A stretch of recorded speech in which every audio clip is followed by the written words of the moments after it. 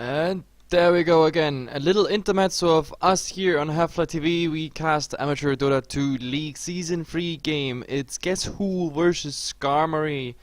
And yeah, as I said, it's an intermezzo for us.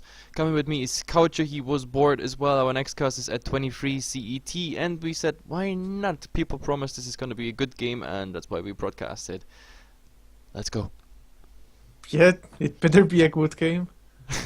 It better be a good game. No, Yeah, actually I just ate and I was dead tired anyway. So I'm happy to cast because I stay awake, and 23 is anyway a late time for us. So let's go. We see the bands. Yeah, the Nyx Assassin and the Ember Spirit. I mean, Nyx Assassin not a too common first ban, but you see it banned or picked nevertheless pretty often. Ember Spirit on the other hand, just really strong. Like super strong, and it's so annoying to play against him. So And actually, the funny thing is, I had the captain of Skarmory, I think in on the friends list, and I saw him playing, I think the last 15 games or so, Ember Spirit. I don't know if Guess Who saw them before. Maybe they know each other. Maybe they scrim with each other or something. But maybe definitely a good pick if you see that the enemy actually practiced this hero. It's a pain in the ass hero if he's well played, and especially well farmed. Instead we see Clockwork Visage on Guess Who. That is a nice initiation for the Clockwork, like early mid-game potential, Visage, Soul Assumption coming out. And on the other side, a bit Team Empire-ish / Rock's Kiss, the Dazzle Slaughter combination. yeah, I'm just hoping that the Clockwork doesn't initiate into the Slaughter, because he will get turned around upon. Yeah, pretty much. But I like the combination, though. We have a nice initiation from the Slaughter if, like, once he gets his Blink Dagger and the Dazzle. Yeah, in many games we see that the Shallow Grave actually makes a difference. We already talked, like, in multiple casts about the minus armor coming out by the Dazzle, and the minus armor, it's not done yet. There's still more to go. We can still see a TA. We can see a medallion on any hero, then later a Desolator and the AC coming out, and then suddenly, I think, was it Rock's Kiss versus Empire, which we casted, and we were talking about 41 minus armor on a single target? That was just insane. That was insane. Yeah, that was insane. I mean, that's the exact word to describe what happened there. And actually, I'm surprised to see that Skarmory banned out the Bristleback themselves. They could have easily used it as an offlaner, I think. Just extra minus armor and being even more annoying. Yeah, true. I actually forgot. Yeah, true. A Bristleback. Yeah, that would actually go into team minus armor as well. Absolute forgot about the nice snotty nose he got. But in the meantime, we see an Abaddon. That's pretty cool. We have a stun removal. Like the Slaughter Crush can be disabled by this. That's pretty cool. The Dazzle Poison gets also removed. At least I think this. No, actually I think it's just the slow and the mini stun getting removed, but the poison remains as far as I'm concerned. But I'm not 100% sure about this. We have the Weaver, team minus armor. I tell you, the Swarm. Yeah, it's nice because we were at the start. He's quite squishy, and now with the Dazzle, they can probably keep him alive. Of course, early on, I think the Weaver probably heading towards the off lane or solo safe lane if Skarmory wants to go for an aggressive try lane. But yeah, Dazzle definitely being able to keep the Weaver alive in later on. Yeah, it's also pretty cool because since they have the Slaughter, they also have like the Amplify on their side, which means like the Slaughter can't be picked on the other side, which would be like a nuisance to the Weaver. You know, getting like he has to get a Linken's pretty much to negate at least that Amplify ultimate by Slaughter to be visible, etc. So, but they got him on his own on their own side. So, yep, he doesn't have to fear this. In the meantime, we have a Shadow Shaman. Yeah, is it a farming Abaddon or mid lane Shadow Shaman now? I mean, I don't know. It has to be one of the two, I would think. The Shadow Shaman, I mean, I like the hero and all, especially the Shackles are so nice versus the Weaver. The Weaver is off lane at the start, and the Shadow Shaman's there as a support, but I really don't know. I mean, Guess Who? Abaddon carry is something I would actually like to see with the proper item builds and just getting the early start. Yep, I actually like the Abaddon carry build, but you don't see it often for obvious reasons since there's just better alternatives. But I mean, we saw it twice on Alliance, for example, but it was never really successfully played. But what I've seen before is like definitely the Rasta mid that absolutely works out. He just goes for his like blast at at the first levels, and it's pretty incredible what he can do, and especially if he bottle crows and he can spam that. It scales. How does it scale? It's like 275, 250 damage at level 3 already. That's like, it's pretty insane burst coming out there, and it's the arc lightning that also spreads among many targets. So yeah, and then level 6 directly into wards. The wards on cooldown for each and every tower slash team fight. I like the fast leveled Rasta, to be honest. Yeah, me too. And one thing is that the issue with a support Shadow Shaman is that you need to get kind of close, like, to actually hex and use your spells. So you would really benefit from a blink dagger, but when you're a support, it usually gets delayed by too much actually. So if you're in the mid lane, you can get like early arcane boots to just support the spell spammage, and then go for a blink dagger. At Yep. least that's what I like. And I like the Rubik pick. I think this is a well thought about pick, because you have something from the Abaddon you can steal, which is both nicely usable. Of course, Shadow Shaman steal, very nice if he gets the wards, for example. Visage Soul Assumption, well, isn't too much of a good steal actually on the Rubik, because I think it doesn't scale properly up. But of course, we saw nice steals already from Clockwork versus Rubik, like the double cogs.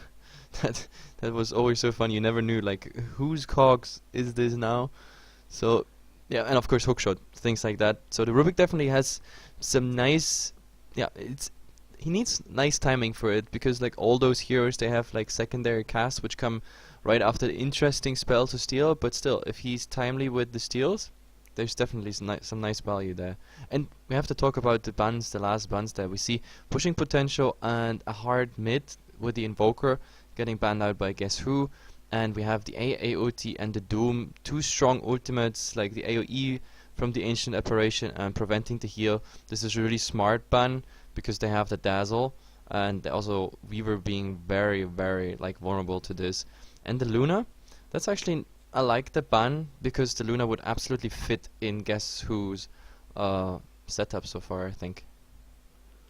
Yeah, but I have a really hard time figuring out what their last pick is gonna be with all the bans that have gone out. First I thought like, oh, maybe the Death Prophet even. Nope, not the case. I guess they would need somebody who could initiate if the Shadow Shaman isn't going mid, and somebody who would actually be able to survive the Slardar initiation. Yep, definitely. Well, we're gonna see. Their pick has to happen in the next 30 seconds, so Yeah, actually, like a Bat Rider wouldn't be the worst pick even, but but then they that, lack damage in my yeah, opinion. yeah, With the Bat Shredder, exactly. there's a lot of damage. Like then they have to end the game be like below 30 minutes. Otherwise, this is just gonna backlash against them, because Slaughter Weaver getting some farm at some point. If they initiate, something will die. They have a lot of squishy heroes so far, and it's a draw. It's the draw, and I like it. And you know why? Because of the aura. The aura amplifying, for example, Visage birds, the familiars getting stronger. If that aura is fully leveled, the Visage birds do so much damage. The Visage birds can pretty much with the aura solo the Rubik, and also the Dazzle. Yeah, it's the draw is pretty nice. I mean, the thing is that she's really vulnerable. Like once you actually get close to her, that way her marksmanship, the ultimate, doesn't really work. Oh, and we have a Shadow Fiend. I tell you, it's team minus armor. The only one not playing the game is Rubik. Yeah, it's. I think the Shadow Fiend fits perfectly into that lineup. Yep, I think there the mid is settled as well with the Shadow Shaman. Or we see him safe lining and something alternative in the mid lane, but this Yeah, the is draw actually can play the mid lane. I've seen it a couple of times even, so it's possible. if it's But Shadow yeah, Shaman, we'll see. Shadow Fiend versus Draw Ranger, I can see the mid matchup. Also Shadow Shaman versus Shadow Fiend, that would work, I guess. But yeah, let's see. So far we have two disconnects on Guess Who's side. I hope they still pick the heroes. and then go for a fast break. Yep, there's the pause coming. Bless you. So yeah, it's had some minor distractions going on. Well, I take this opportunity of the pause and introduce Team Skarmory. Actually, is the full name. Like their thingy is just labeled as Scar here in game, but Skarmory they're listed as Skarmory as a full name. Anyway, we have Ninja Pigeon on the Slaughter. We have God Complex on the Shadow Fiend. We have Obai on the Dazzle. Elmen on the Weaver, and Rubik is played by Party Pandan, not Pandaren, it's Pandan, Party Pandan. Yeah. Yeah, for guess who, it's Saxa on Shadow Shaman, Django playing the Visage, Marenda up on the Draw Ranger. We'll see where he's going to actually lane it. Dejan 91 playing on. Oh, it was The Clockwork. Yeah. Clockwork Radio, yeah, the Clockwork. And Reverty playing on the Abaddon. And actually Saxa means like German in Yeah, Estonian. in Finnish. In Or in Finnish Finnish too, maybe, yeah. Oh, no, in like it means in Finnish it's Suomi. Yeah, Suomi. And Saksa, and yeah, in some Eastern languages it means German. Maybe he is German. Who knows? Maybe. Might be, I mean, there's so many Germans, it's sickening. Or maybe it means something really rude in a language we just don't know. Who knows? Yeah, that's highly likely. Anyway, Clockwork reconnected. He picked his hero, and yeah, he has a stand-in name. I'm not sure actually. I think he's actually a player of them. But anyway, let's see what's coming out here. The first thing is action in the fountain. Cogs are coming out. No, but we gotta see who's picking up the wards. We have a smoke on Dazzle. We have the smoke on Visage, and he picks up a set of sentries.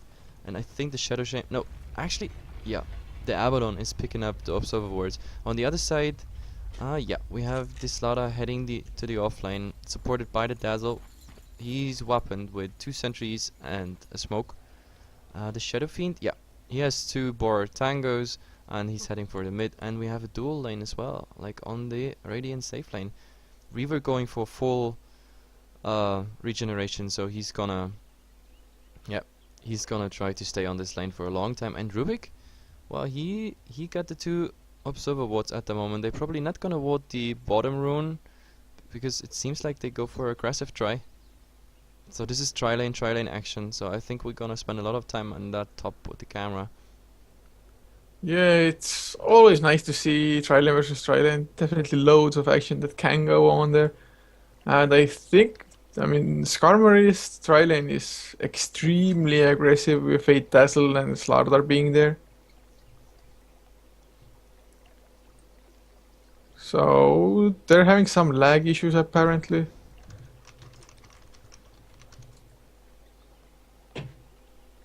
I actually don't even know what the normal MS is.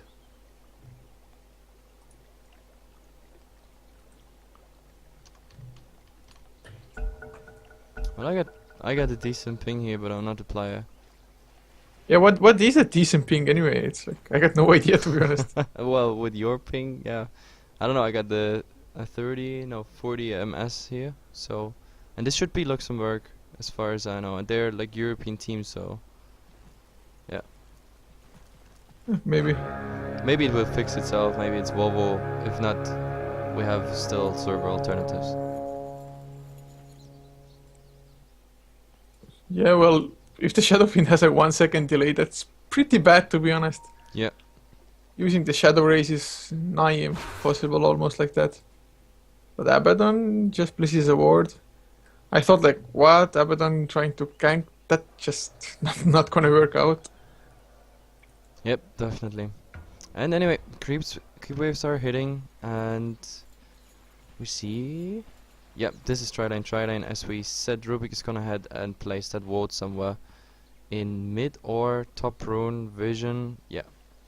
And so far, no vision coming out on the bottom lane for Dire. I guess the Clockwork will know if it doesn't appear on top, so you can actually go for it. Yeah, it's just they knew the tri lane would be top, and it's way more important to actually have tabs on what the enemy supports are doing up on the tri lane. So just saving the one observer. Are they saving it? Yeah. Yep, it is they're Rubik, saving so. him.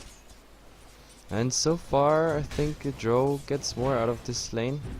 At least at the start, but now that the Rubik is there, so Slaughter gets some support. Dazzle already got some harassed by the Visage, so still. Yeah, the lane is just coming in now towards their tower, so they should have a slightly better time. Once they hit level 2, I think they can go and try to get the kills. Just the telekinesis is, or at least should be enough to get Slardar into range with the crash. Followed, of course, by, I think, what will be a level 1 poison touch at the time. And then just the Fate Bolt. I mean, it doesn't do a lot of damage, it's only 70 damage on the first level. But reducing the hero damage by 14 can actually do a lot in the early fights. And the bottom lane, it's not too surprising that the Weaver is actually winning his lane quite hard at the moment. Having 9 and 2 up against the Clockworks. Yep. Actually 5 and 1, so not too bad for him either. And we see double pulls coming out, but... Oh, actually they initiate on the Visage. There is the crash, the heal, the Fate Bolt. Oh, nice cast by the Drow Ranger. Saves some time, but no, never mind. Dazzle gets the first blood still. And there's a crash on Abaddon as well. They might get the second one. A few right clicks, one more. And yeah, Ninja Pigeon picks that one up. So 2 easy kills while in the mid lane Shadowfiend has to run home. Yeah, the Dazzle actually has to care for his HP, but yep. Nice start there for Skarmory. Yeah, the Aphotic Shield actually keeping him alive for a little while. The Visage that is. Yeah, But he in the end had just wasn't strange enough. movement though, because like I thought he's gonna run up here, but like he tried to get through here, but like the tree wasn't eaten away, so yeah. I think he tried to skip through the trees, but it wasn't quite successful. Yeah, he hoped that his teammates maybe would have eaten it, but was not the case, and for a weird reason actually he didn't have any tangos for himself, so don't see that often. And now Slardar actually will hit level 3 as well, pretty much everyone of their tri lane. So once they hit level 3, oh, they're actually going for it. Drow Yep. Ranger did get telekinesis, but Slardar didn't get the memo, I guess. No, it's like the Aphotic Shield actually removed the drag towards the Slaughter, so he didn't even open.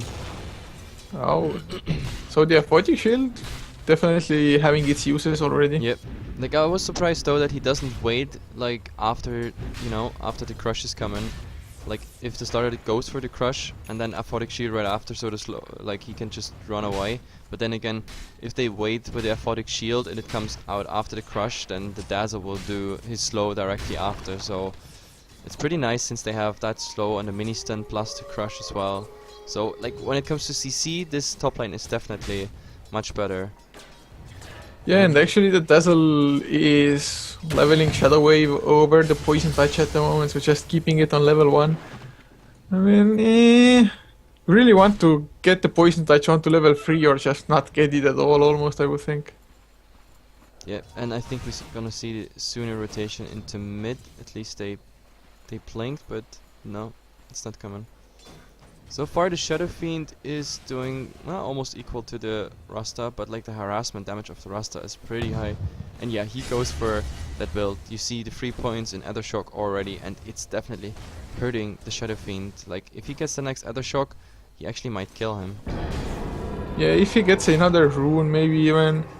Yeah, a And double of damage course- rune, like 2 right clicks and the Ether Shock level 4. That would be like the demise of the Shadow Fiend, but like Shadow Fiend is getting his bottle now, so he's healing up, so should be fine in the lane at the moment. And like at bottom, like the Clockwork had to leave the lane. He's out of regeneration, 270 HP, and the Weaver is just farming away at the moment. 28 and 7, he's leading the charge, so the Weaver's gonna have a good time. The Clockwork can't stop him. Yeah, and unfortunately the Clockwork got driven out of the lane before he hit level 6, otherwise he could have just TP'd up and won their tri lane some kills with that, but yeah, as that is not the case, he just has to run back towards bottom, or well, TP's there still. losing valuable farming time as well as just getting levels. Weaver one full level ahead of him already, and now the Hand of Midas coming for the Weaver soon as well. Yep, the Weaver goes full YOLO on the gold greediness. It's actually a Midas coming out there for the Weaver, and it's actually done. It's in the courier, I think. Yep, the Shadow Fiend gets his bottle, and then the Midas is coming up. So yep, full greedy on the Weaver, and I think that's pretty nice because Slaughter is getting farm. Shadow Fiend is not as optimal on the farm as he maybe should be against the Rasta, because the Rasta has rune control at the moment, but like they pretty much play triple core here, and all 3 cores getting the farm. That's a bad thing. Yeah, it's you never want your 3 cores to actually get the farm. At the moment, it's not like Shadow Fiend is losing the mid lane, but it's like even in the mid lane, so I guess. See the ward in the fine. mid, it picked up this rotation by Dazzle and Rubik. They didn't bother to smoke for some reason.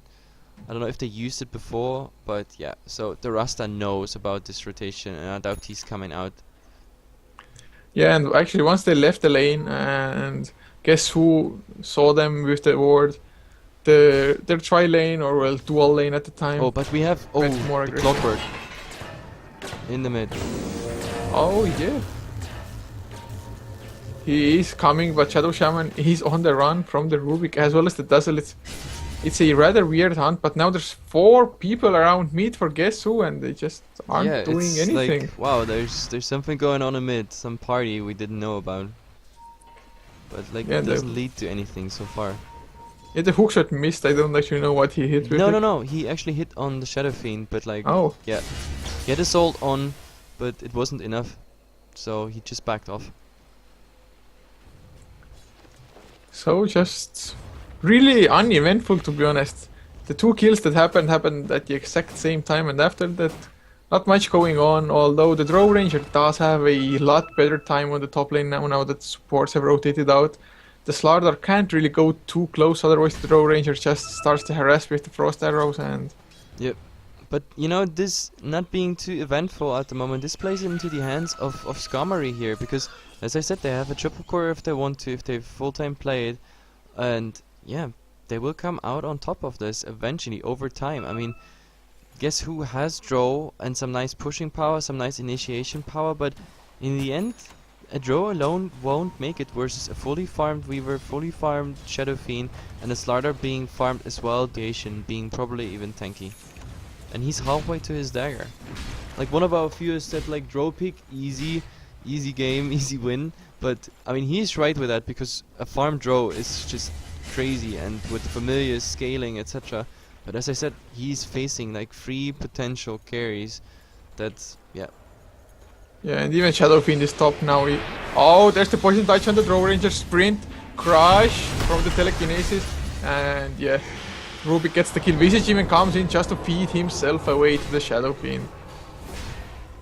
Yep, this was also really nice timing. They waited after the F40 shield. They find the Abaddon as well. There's the F40 shield, but they won't keep it along for...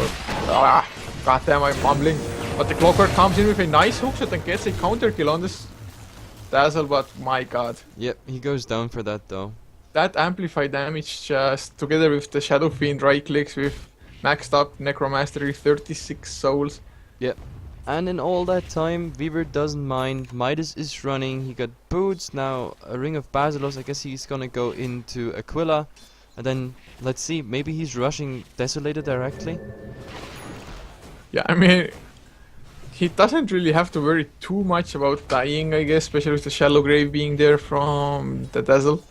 And once the Shallow Grave is about to end, the Weaver is definitely out of any stuns that could be there by Gesu, and he can just time lapse back to full health. Yep. And when it comes to minus armor, we are already at -3 by the Shadow Fiend. We have the Slaughter, the first level amplify is 10, this is -13. And if the Weaver would be in the fight, we talk about another... what is it? Armor reduction 1. So we are at -14, that's without Dazzle ultimate. Yeah, early on, especially early on, that minus armor is just so painful. Like the Clockwork sits only on 4 armor anyway, so just being... Oh, there's the hookshot! But he doesn't get the cogs, oh! Can he though? Doesn't even try to get the cogs, just has to No. run away. And the Weaver actually is coming now in. Oh, that Clockwork might be dead. Yeah, I think he will die. One long range race does hit as well. The bugs It's miss not and the fast Weaver is giving chase. Oh, nice cogs, stopping the Weaver from coming any further. He smelled that little bug coming in invisibility. And now on top, I think they try to go, but they don't get it. Rubik, actually, Rubik steals Serpent Wars. There's the Hex on the Rubik, Shackle onto the Slaughter, but the Rubik throws down the wards. Now Throw Ranger already dead, and the Shadow Shaman is blocked in by the wards that got stolen from He him. blocked himself. And wait. now, yeah, Yeah, Abaddon these were the gets stolen ones. crushed. Oh my god. Yeah, Rubik stole them and just trapped him. Where in. did the rest Oh, of put Beaches them actually might go for? down as well. The wards Wow. are top at the tower, the real Shaman wards. Like, I'm absolutely confused. Like, if he stole those wards, where exactly did he place the other set of wards? Here, at the tier 1 tower almost, they just expired. Oh, okay. I was absolutely confused. I was actually thinking these were the other ones. Oh, hookshot in the mid.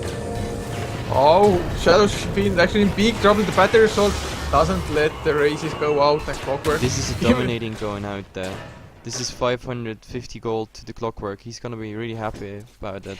But yeah, as I said, the Weaver, he's gonna transition directly into damage. He got now 2000 gold up his sleeve. The Midas is off cooldown right now, so with the next trip he takes, he gets level 11. This is the next level of time lapse coming out, and yeah, that will be.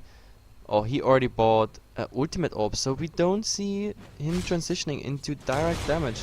So this is gonna be Lincoln's. Like, very likely that it's gonna be a Lincoln's, and I'm Well- kind of disappointed actually. I wanted to I wanted to see like the class cannon built on the Weaver. Being left alone the entire game, he could go directly for Desolator, for example. And also, a very important item coming out by the Slaughter here. We see the dagger. He's picked it up, I think, after the fight on top. Yeah, I think so.